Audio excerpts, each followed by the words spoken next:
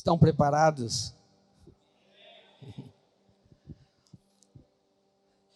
Vamos orar, queridos? Pai, a Tua palavra tem tantos ensinamentos para nós. A Tua palavra é aquele que nos guia, aquele que mostra o caminho. Ela é luz para o nosso caminho. Ela é lâmpada para os nossos pés.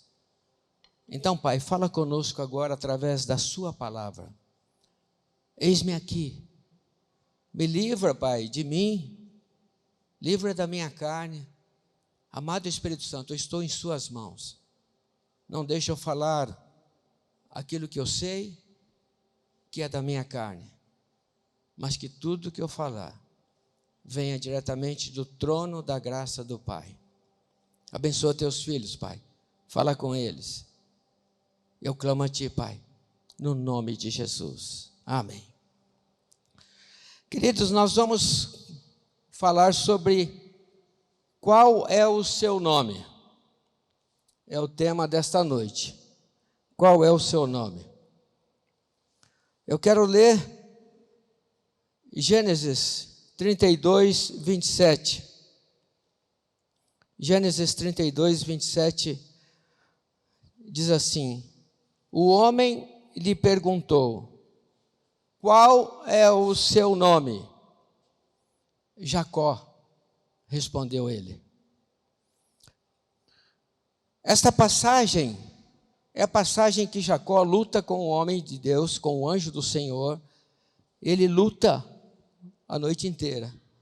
E ele pede a bênção ali do homem, do anjo do Senhor.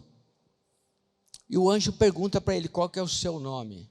E ele fala: Jacó. Quantos aqui sabem o que quer dizer Jacó? Quem? Como? Oi? Pessoal, por favor, acenda as luzes aí para eu ver o pessoal, né? Isto, assim. A escuridão é na hora da adoração, né? Que o palco é o principal. Agora eu preciso ver vocês me verem bem, né?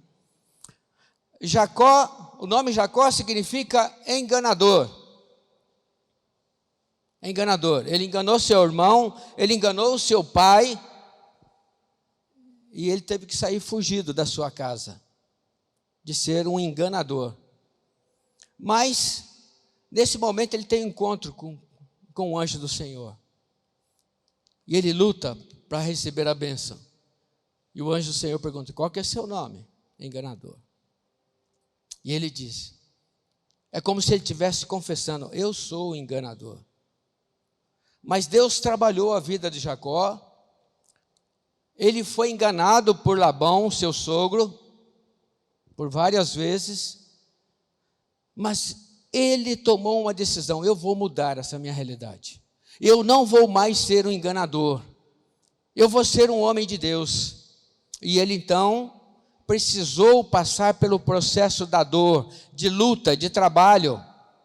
Ele trabalhou 20 anos para Labão, para poder sair com a sua família. Mas aqui ele fala: eu mudei, eu quero a minha mudança. E então, se você se lembra dessa passagem, é quando então o anjo fala: você não vai mais se chamar Jacó, agora você é Israel, o príncipe de Deus. Mudou Jacó. Muito bem, como nós vamos falar sobre finanças, tem muita pessoa enganando pessoas através das finanças. Tem pessoas que prometem pagar alguém e não paga. Compra e não paga. Tem muita gente que quando alguém pergunta sobre ele, pede a referência: fulano de tal, como que é? Ih, rapaz, é um enrolado. É igual a série, né? Desenrolados, né? Que a gente estudou aqui. Ele é um enrolado. Por que ele é enrolado? Porque ele não paga ninguém. Ele dá nó em pingo d'água. Já viram essa expressão? Enrolado. Trambiqueiro. Mal pagador. Mal pagador. Mal pagador. Queridos, isso tudo é válido para o mundo. trambiqueiro, enrolado, mal pagador, enganador, é para o mundo. O homem de Deus, não. O homem de Deus tem que tomar uma posição igual Jacó. Você errou, fala, Deus, eis-me aqui, muda a minha vida. E eu preciso mudar.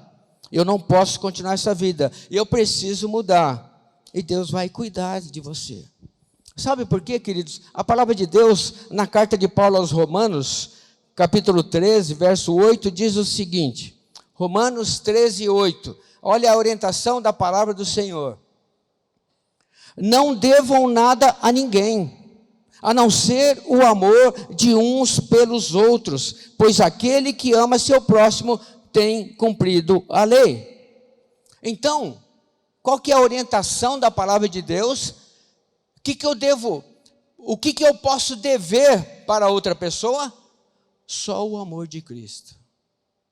Eu não posso ficar devendo para o irmão, para o amigo, a ninguém devais coisa alguma, a não ser o amor de Cristo. Ah, pastor, mas como é que a gente não vai dever? A gente compra a prazo. Querido, é diferente, nós vamos falar mais à frente, quando você compra a prazo e você tem um orçamento e você está dentro das suas contas, dentro do seu orçamento normal. Dívida é aquela que você não paga, que está atrasada, que faz tempo que você não paga, e você não cuida, e você não dá satisfação. Aliás, você foge. Você foge. Já teve pessoas que veio até mim, pastor, um irmão da igreja está me devendo, e aí quando eu vejo ele, ele foge. Olha aí. Por que foge? Porque está errado. Porque não está dentro da orientação da palavra de Deus, que não deve dever nada a ninguém. Sabe, queridos, a gente precisa ter noção do que é uma dívida no mundo espiritual. Uma dívida no mundo espiritual é você estar aprisionado a Satanás. Sabe por quê?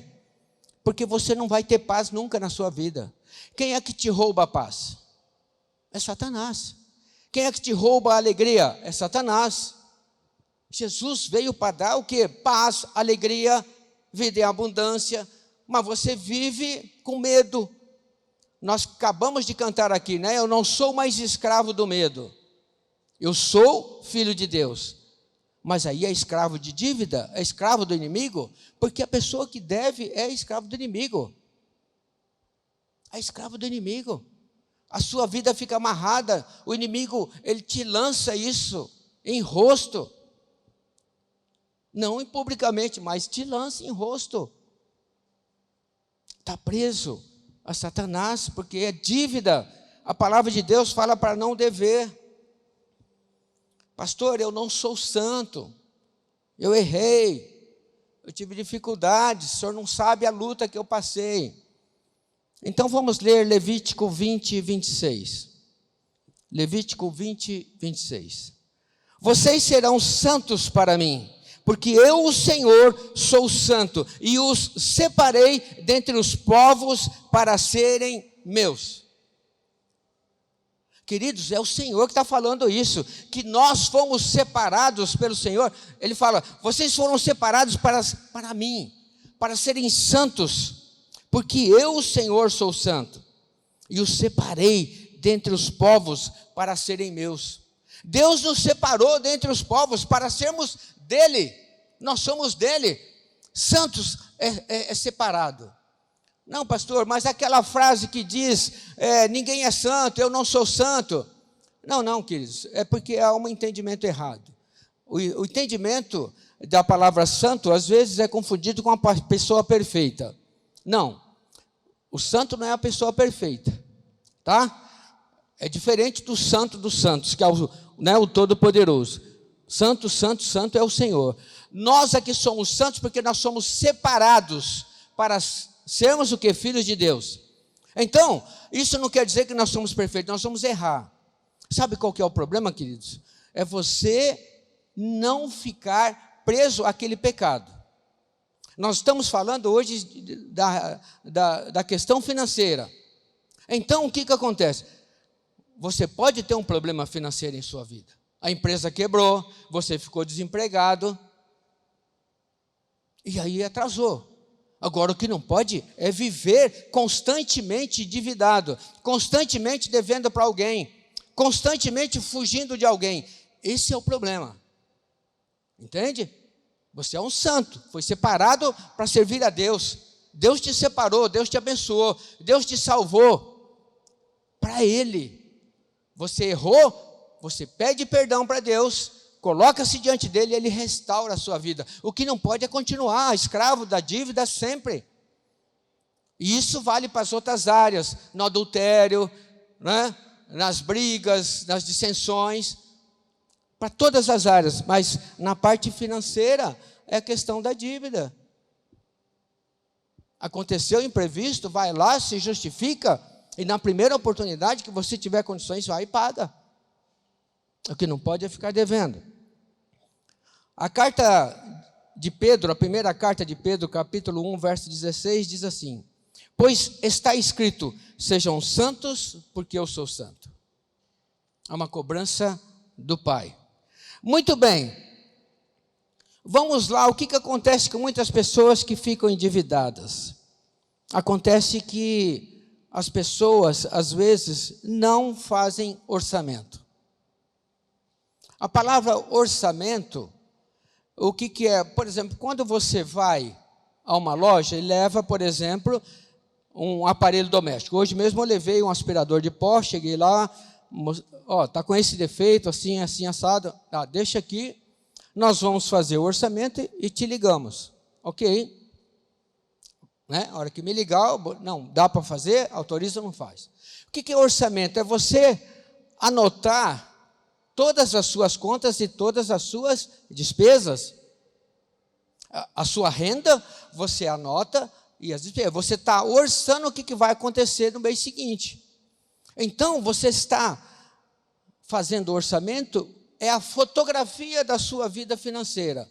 Então, você começou o mês, você faz o seu orçamento. Coloca lá todas as suas contas a serem pagas, coloca o que você vai receber.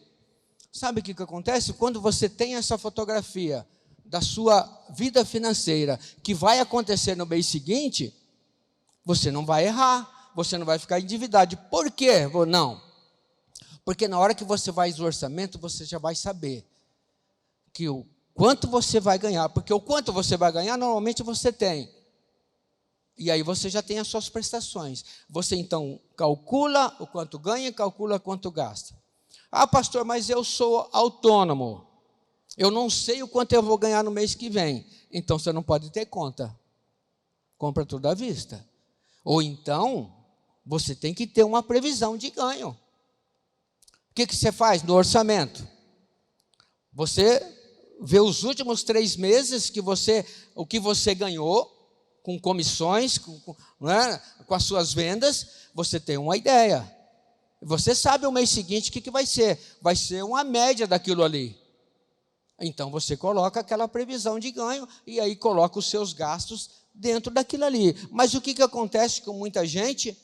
Não faz orçamento, não faz previsão de gastos. E aí o que acontece? No mês seguinte, ele vai gastando, ele vai comprando. Aparece uma coisinha, ele compra, aparece outra, ele compra, aparece outra, ele compra. Aí a hora que chega o final do mês, acabou o dinheiro. E uma das coisas também que acontece com muitos servos do Senhor, sabe o que é, gente? Recebe o salário, recebe o seu pagamento e vai pagando as contas. Se no final do mês sobrar, eu dou o dízimo. Se não sobrar, eu não dou. O que acontece? Não vai sobrar. Dízimo é a primeira coisa que você faz. A palavra de Deus tem um monte de textos falando, Deus falando, o dízimo é a primeira parte que você tira do seu ganho. É a primícia, é a primeira coisa. Recebeu, você tira o dízimo, entrega ao Senhor e fala, Senhor, me dá sabedoria para administrar esses 90% que o Senhor deu para mim. Estou te devolvendo os 10%, me dá sabedoria, me capacita nesses 90%. Aí o Senhor te abençoa nos 90%. Agora, quando você começa a pagar a conta, se sobrar no final do mês, nunca vai sobrar. Sabe por quê? O inimigo não é bobo. Ele sabe que você está com esse pensamento. Não, se sobrar eu dou, se não sobrar eu não dou. Aí o inimigo faz quebrar o carro, faz quebrar um aparelho doméstico, faz vir algo que você não está esperando. Ah, então, mas e se eu tivesse dado... Olha, então você não confia no seu Deus? Não confia no seu Deus? Você confia em você. Você confia na sua capacidade de pagar suas contas. Não é no Deus que te abençoa, que te dá um salário, que te dá as suas contas. É isso aí que você está falando para Deus. Ah, Senhor, mas poderia ter uma situação de imprevisto. Se aconteceu imprevisto, você foi fiel, Deus é fiel, Deus não falha. Nós é que falhamos. Nós é que falhamos. Deus não falha, queridos. Deus não falha. Então, queridos, fazer orçamento é facinho. Agora, o Fausto leu aqui o texto. Você tem que assentar para fazer as contas. Pastor, não tem tempo. Não dá, né, filho? Não tem tempo. Como não tem tempo? Você assiste jogo, né? 1h30 de jogo, né? Você assiste jornal, né? Você fica no WhatsApp, fica no Facebook, fica no Instagram. Como não tem tempo para sentar e fazer as contas suas? Não. Ou você não quer fazer, ou você tem medo de fazer e se assustar com a conta que vai dar, né? Às vezes tem medo de fazer e assustar. Aí leva aquele susto, eu não faço mais conta. Tem que fazer, queridos, é preciso fazer. Então, Lucas 14, 28-30 diz assim: qual de vocês, se quiser construir uma torre, primeiro não se assenta, calcula o preço, para ver se tem dinheiro suficiente para completá-la. Pois se lançar o alicerce e não for capaz de terminar, todos os que a virem rirão dele, dizendo: este homem começou a construir, não foi capaz de terminar. Esse homem é um mau pagador. Esse homem é um devedor contumaz. É um tranqueira. É um enganador. Falou que ia me pagar e não pagou. Assenta-te. Faz as contas. Queridos, você não precisa ser expert em planilhas. Um caderno, uma folha de papel aqui, ó. Pega uma folha de sulfite, uma folha de papel almaço. Quanto que eu ganho? As suas contas, anota ali. Queridos, sabe qual que é a importância de você fazer o orçamento? Vamos pensar o seguinte: as suas contas, você não está devendo para ninguém. Suas contas estão todas em dia, você está pagando tudo certinho. Tá. Qual é a importância de fazer o orçamento? Sabe por quê? De repente, você conversa com a esposa, conversa com os filhos. Vamos fazer uma viagem? Vamos fazer uma viagem. Tá. Aí você olha o orçamento. Mais ou menos uma viagem, vai custar X. O que você vai fazer? Bom, se eu não posso tirar todo o dinheiro para a viagem, eu vou colocar no meu orçamento, guardar todo mês R$100, guardar todo mês R$200, e aí você vai olhar no seu orçamento. Se não tiver espaço para colocar essa reserva para a sua viagem, aí você vai fazer o quê? Bom, essa conta eu posso cortar, eu posso diminuir. Eu estou gastando aqui com extra R$500. Não, mês que vem eu vou gastar R$400. E no outro mês eu vou gastar R$300. E no outro mês eu vou gastar 200. Os extras, os lanches, né? As saídas. Aí você sabe onde economizar. Se você não faz orçamento, você não vai ter como planejar uma viagem, planejar a troca do carro, planejar a compra de um móvel que a sua esposa quer para casa. Então, você tendo orçamento, você tem como planejar a sua vida. Pensar no futuro. Entendeu, queridos? Ah, pastor, mas e a dívida, se eu já estou endividado? É o seguinte, queridos, se você faz orçamento e tem uma dívida que você não está conseguindo pagar, é a mesma coisa do sonho. Aonde eu posso economizar para pagar essa conta? Você olha lá os itens, mercado, estou gastando R$1.000, chama a mulher, bem, dá para diminuir o mercado? Você tem como fazer um esforço para a gente chegar a R$800? Ah, bem, vamos ver. Vai os dois juntos no mercado. Começa a comprar junto. E vai anotando, vai com a maquininha. Deu R$800, para. Ah, não, mas não pode faltar coisa. Então pega lá e tira uma outra coisa. Entendeu, gente? Aí você sabe aonde tirar para poder pagar aquela conta. Não, pastor, a conta é muito alta. Essa conta é muito alta. Queridos, deixa eu falar uma coisa para você. Você tem uma conta que você não consegue pagar, mesmo com o seu salário. Aumentou, foi lá com juros, tal, né? E vamos supor que o seu salário seja R$1.000. A sua dívida, cartão de crédito, geralmente acontece cartão de crédito, porque o juro é muito alto, cheque especial, e você deve R$5.000 para o banco. O que você vai fazer? Pastor, meu orçamento eu ganho 1.000, como é que eu vou pagar isso aí? Queridos, eu tenho experiências de vidas que ouviram a orientação e fizeram. Começaram a fazer orçamento. Esquece a dívida lá. Está R$5.000, está lá no banco. Esquece, vai lá, corta o cheque, corta o cartão e deixa a dívida lá. Vai seguir o seu orçamento. Você vai fazer um orçamento em que você vai diminuir os seus gastos e guardar um pouquinho de dinheiro. Certo? Você não precisa guardar R$5.000. De repente você guardou R$2.000, você vai lá no banco, eu estou com R$2.000 para pagar. Ah, não quero. Então tá bom, então tchau. Volta embora, guarda o dinheiro, aplica o dinheiro, vai ganhando juro. Daqui a uns tempos o banco vai atrás de você e vai fazer por R$2.000. Agora, você tem que tomar atitude, sabe por quê? Quando você toma atitude, eu vou pagar a minha conta, eu vou fazer um sacrifício aqui, eu vou diminuir o mercado, eu vou diminuir a minha pescaria, eu vou diminuir o lanche. Sabe o que acontece? Tem alguém lá nos céus que está te olhando. Ele está vendo a sua atitude e ele fala, meu Deus, olha lá meu filhão. Meu filhão está fazendo um sacrifício, porque ele vai honrar o nome dele lá, que é o meu nome. Quando você deve lá, querido, o nome sujo lá é de Deus, viu? Olha lá o crente, olha lá o dar amor e cuidado.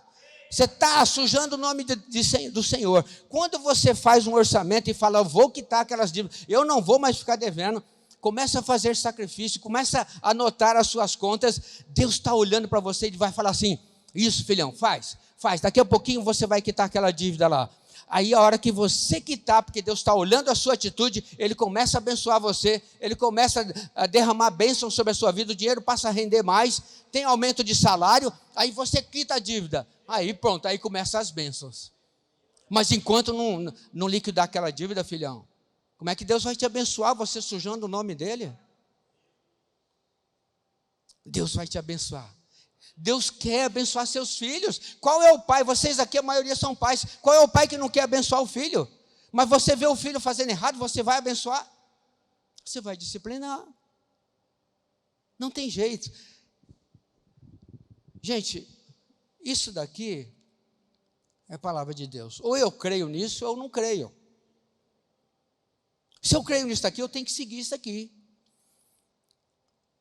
Vocês acham, quem aqui acha que Deus é organizado? Aleluia. Acho que tem uns que dá dúvida, mas vamos ver o seguinte. Vamos lá para Gênesis 1, de 1 a 4. Quando tudo começou, tá bom? Gênesis 1, de 1 a 4.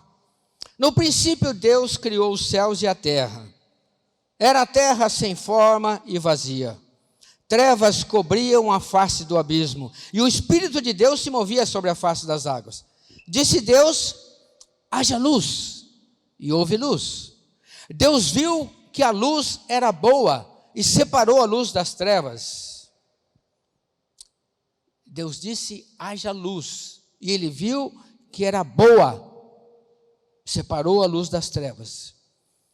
Em Gênesis 1:31, diz assim, e Deus viu tudo o que havia feito, e tudo havia ficado muito bom. Passaram-se a tarde e a manhã, esse foi o 6º dia. Vamos lá. Então Deus levou 6 dias para criar todas as coisas. Mas lembra do primeiro dia? Ele falou assim, haja luz, e houve luz. Mas ele gastou 24 horas para dizer, haja luz? Por que será que Deus fez tudo em 6 dias? e no sétimo ele descansou. Por que será que Deus fez isso? Para nos ensinar a sermos organizados, a fazermos planejamento. Você não pode comprar um carro do dia para a noite. Chegou um carro, apareceu, o cara falou que, não, baratinho, o carro vale 20, eu te vendo por 10. Mas você não tem 10, filho, você não pode comprar. Não, pastor, mas não podia perder para comprar por 10. Ah, tá, e fica devendo os 10. Ainda tem uns que ainda falam o seguinte, meu irmão, já ouvi isso daí. Não, Deus me deu. Deus te deu. Deus não dá dívida para ninguém, querido.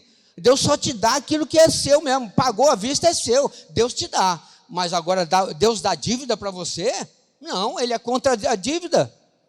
Então, Deus criou as coisas em 6 dias para nos dizer o seguinte: seja organizado, planeje cada dia a sua vida, planeje a sua vida, a sua família, planeje o futuro.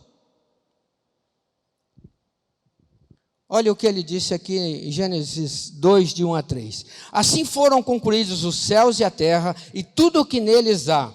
No 7º dia, Deus já havia concluído a obra que realizara, e nesse dia descansou. Abençoou Deus o 7º dia e o santificou, porque nele descansou de toda a obra que realizara na criação. Deus nos ensina até descansarmos. Aí eu pergunto para você, Deus precisa descansar? Deus precisa descansar? Deus se cansa? Ele é o eterno, Ele é o todo-poderoso. Por que Ele descansou? Para nos ensinar, queridos. Então a palavra de Deus está aqui nos ensinando e a gente esquece de ler, esquece de aprender com ela. Aí a gente não descansa. E tem gente que ainda fala, eu trabalho, eu nunca tirei férias a vida inteira, eu trabalho direto. E vive estressado, brigando com todo mundo, briga com a mulher, briga com o cachorro, chuta o cachorro. Mas o que adianta trabalhar tanto e viver estressado, brigar com todo mundo? Vai descansar, vai pescar, não é assim? Vai pescar. Deus ensinou, queridos. Deus ensinou. E nós não aprendemos com Ele. Nós achamos que somos melhores que Deus. Somos melhores que Deus. Muito bem. Compulsão por gastos. Às vezes nós somos levados a gastar porque uma ansiedade bate dentro da gente e essa ansiedade só passa quando a gente compra. Só que depois que comprou, passou a ansiedade, agora eu estou bem, volta para casa. Aí o mês que vem a conta para pagar. Aí estressa de novo. Queridos, olha o que a palavra de Deus fala sobre ansiedade. Vamos ler? 1 Pedro 5, 7. Lancem sobre ele toda a sua ansiedade, porque ele tem cuidado de vocês. Queridos, está ansioso? Vai para o seu TSD, vai lá para o seu quarto, tranca a porta e fala: Senhor, eu estou ansioso. Senhor, uma angústia está batendo aqui.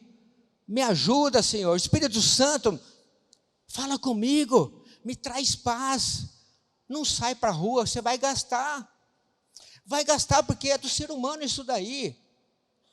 Por isso que as mulheres gastam, às vezes mais que os homens, porque é ansiedade. As mulheres são mais ansiosas que os homens. Mas tem muito outro homem ansioso, que fica tremendo, e aí sai para gastar. Lançai sobre ele toda a vossa ansiedade, porque ele tem cuidado de vocês. Deus está olhando para você, querido, Ele está vendo a sua angústia, Ele está vendo a sua ansiedade. Lança para Ele. Vai lá no TSD. Queridos, Deus faz coisas maravilhosas quando a gente procura Ele. Teve um dia que eu estava muito ansioso, né? Vocês pensam que pastor não, né? E aquilo estava mexendo comigo, né? Aí sabe o que eu fiz? Era um dia de descanso, era 3 horas da tarde, eu estava em casa, e eu falei assim, vou lá para a mata. Aí vim para cá. Cheguei aqui, o pessoal estranhou: pastor, o senhor aqui é? Não, eu vou dar um pulinho ali para orar. Aí desci lá na mata, comecei a falar com Deus, olhar para os céus, né? E aquilo foi acalmando a minha ansiedade, foi tirando, foi passando. Daqui a pouquinho, pastor, Alguém chegou lá. O que foi, filho? Não, eu vi o senhor entrar ali e eu vi que o senhor desceu. Ô, pastor, estou precisando de ajuda. O senhor pode me atender? Falei, vamos lá, filho. Aí sentamos lá na mata. Aí ele me contou os problemas, as dificuldades. Eu pude aconselhar ele. Eu pude orar com ele. Ponto. Me curei. Me curei. Esse Deus, ele fala o seguinte para nós: me procurem, que eu vou deixar me achar. Eu vou deixar me achar. Agora, não vai no shopping, querido, que você não vai achar Deus lá, não. Você vai achar conta para pagar. Não vai no shopping. Não vai na agência de automóveis. Você não vai achar Deus lá. Vem na mata da igreja. Vem nesse lugar aqui, ó, de céus abertos. Lance a sua ansiedade para o Senhor, Ele vai te curar. Aleluia. Queridos, deixa eu contar esse texto aqui é muito importante. Não desperdice. Marcos 6, 42 a 43. Todos comeram e ficaram satisfeitos. E os discípulos recolheram 12 cestos cheios de pedaços de pão e de peixe. Todo mundo sabe da multiplicação dos 5 pães e 2 peixes, que alimentou 5.000 homens, mais mulheres e crianças, provavelmente 20.000 pessoas. Não estavam todos satisfeitos? Todos não comeram à vontade? Aí Jesus falou para os discípulos, vão recolher o que sobrou. Muitos comeram, jogaram, né? Recolheram 12 cestos. Qual que é a lição que nós tiramos para nossas vidas? Você está num emprego muito bom, você ganha um alto salário, faz uma reserva, querido. Não gasta todo o dinheiro. Você vai fazer orçamento? Vai fazer orçamento. Você está com um bom salário, guarda 10%, guarda 5%, mas põe numa poupança. Ah, pastor, poupança não rende nada, mas está guardado. Não importa quanto vai render. Se você tiver condições de ir no mercado de aplicações e não jogar o dinheiro fora, não perder o dinheiro, aplica lá. Mas se não puder, guardou, filho, guardou o dinheiro, é uma reserva. Sabe por quê? Você está num bom salário, ganha 20.000 reais por mês, e aí você foi despedido, a empresa quebrou. Aí você começa a procurar emprego, de 20, não acha. De 15, não acha. De 10, não acha. Você vai achar de 5. Você ganhava 20, agora ganha 5. Só que é o seguinte, 5 não dá para pagar as contas. Seu orçamento você gastava tudo. E agora, como é que faz? Não gaste, querido. Você tem um bom salário, não gaste. Você tem uma boa empresa que está te rendendo bem. Queridos, faz uma reserva para a sua empresa. Faz uma reserva para a sua empresa. Quem quiser saber de reserva na empresa, conversa com o pastor Wagner. O pastor Wagner, a empresa dele, né? Ele precisou uma vez quebrar para aprender, né, Wagner? Aí aprendeu, está próspero lá. Ele faz reserva na empresa dele. Aquela reserva não mexe. Por quê? O dia mal, o mês mal, ele tem como socorrer para aquela reserva. Palavra de Deus, não desperdice. Tem gente que ganha 5.000 reais, aí passa a ganhar 10, ele gasta mais, gasta tudo, não sobra nada. Querido, quando você ganha um salário e você de repente consegue um outro emprego melhor, que vai dobrar seu salário, sabe o que você faz no primeiro mês? Vive com o mesmo salário que você ganhava antes. Esse salário extra você guarda. Aí no mês seguinte você já começa a planejar. Claro, você não vai ficar guardando sempre, né? Passando às vezes necessidade de alguma coisa, alguma vontade. Aí não é necessidade, é vontade, né? Sim, você pode trocar seu carro, você pode melhorar sua casa, mas aí que você faz o seguinte: eu ganhava 1.000, passei a ganhar 2, gasta 1.000 o primeiro mês. Aí, a partir do segundo ou terceiro mês, faz um orçamento de 1.500, guarda 500. Não desperdice dinheiro. Vocês já ouviram falar que tem um ditado assim, dinheiro não leva desaforo? É isso aí, é gastar sem planejar, sem colocar no orçamento. O dinheiro vai embora. Dinheiro na mão é vendaval e vai embora mesmo. vai embora. Não deixe, querido, não desperdice no dia bom. Não desperdice no dia bom. A idade é triste, né? Queridos, vamos ouvir o que Paulo fala para nós. O que Paulo fala para nós? Essa questão da vida, a vida financeira, aquilo que você tem, aquilo que você quer. Vamos lá para Filipenses 4. Filipenses 4, versos de 11 a 13.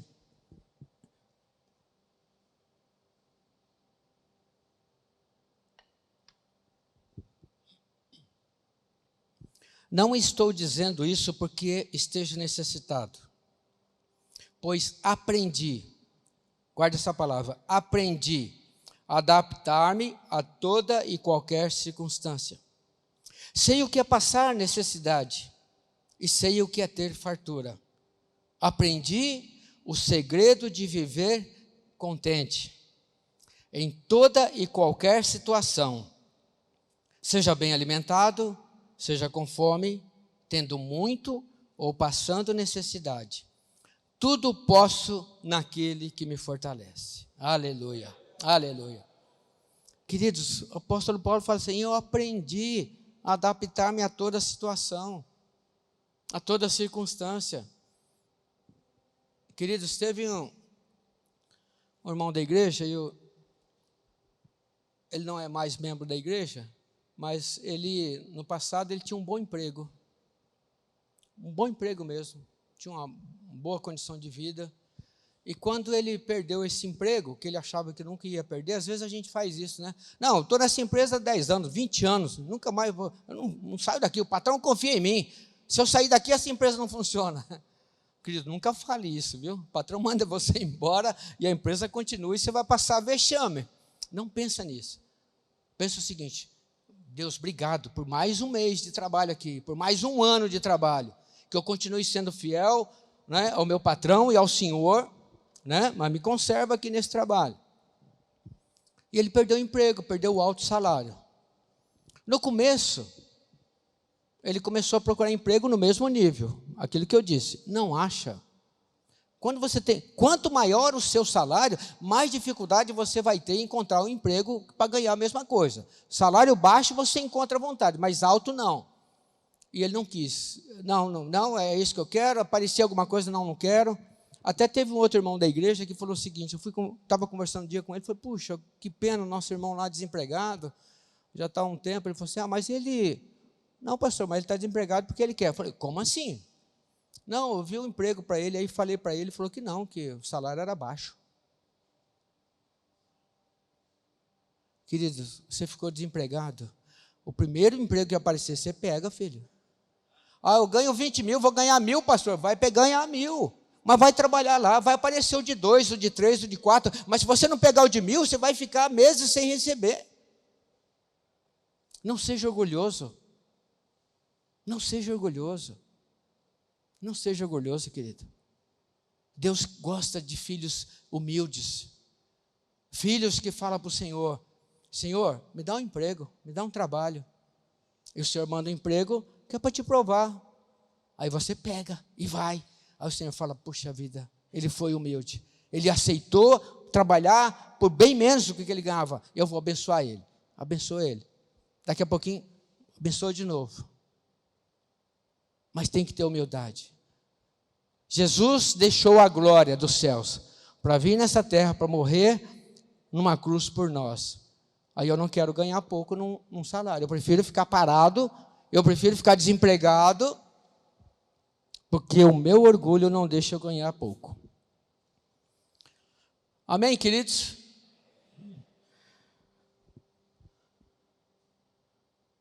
Qual que é seu nome?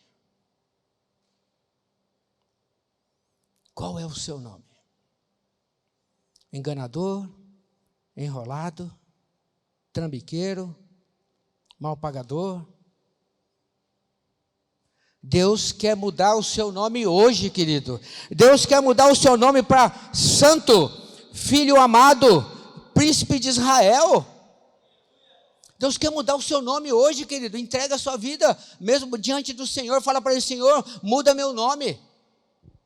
Muda meu nome, Senhor. A minha vida é para glorificar o teu santo nome. Nunca mais eu vou envergonhar o seu santo nome. Me capacita, amado Espírito Santo, a me assentar, a fazer as contas, a renunciar.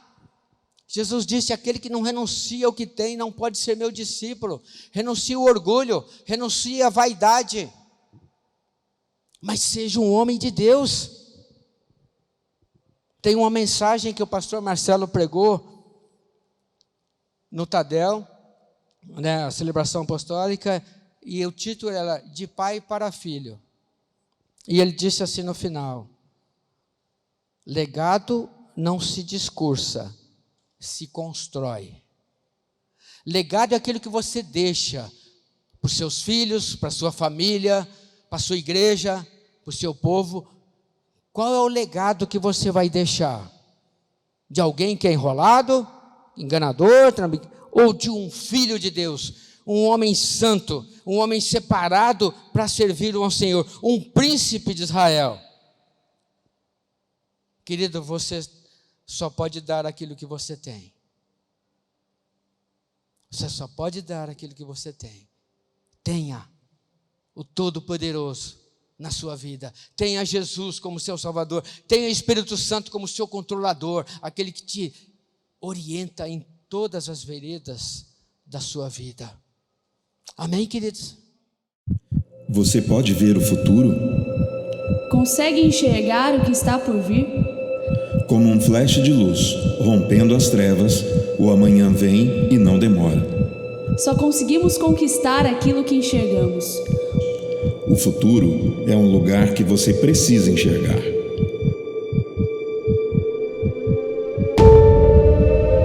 Preste atenção à mensagem e entenda a visão.